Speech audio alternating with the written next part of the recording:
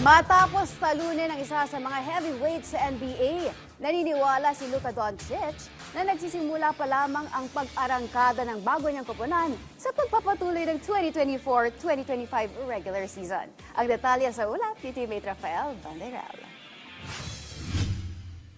Isa sa mga pinakakinakatakutang tambalan sa liga ang 1-2 punch ng Los Angeles Lakers na sina LeBron James at Luka Doncic. Nitong linggo ng umaga, pinakita ng Purple and Gold ang potensyal ng kanilang koponan nang talunin ang isa sa mga pinakabigating title contenders ngayong season na Denver Nuggets. Kontrolado ng Lakers ang laro mula jump ball hanggang final buzzer dahil hindi man lang nila pinatikim sa Nuggets ang kalamangan. Ang final score, 123-100.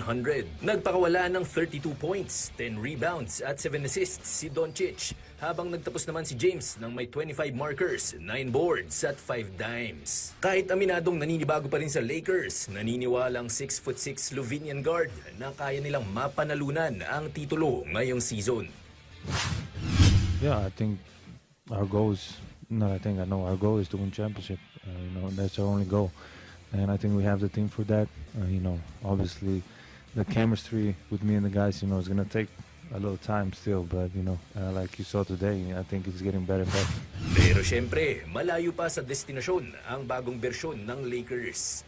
Nakakaapat na laro pa lamang sila simula nang dumating sa kanilang koponan si Luka. Ayon pa kay Doncic, patuloy lang ang chemistry building nila ni LeBron dahil tiyak na kakailanganin nila ito pagsapit ng playoffs. And he's just a different guy. He's one of those guys that just makes a difference for him being just on the court. So I'm very excited to get some playing time with him.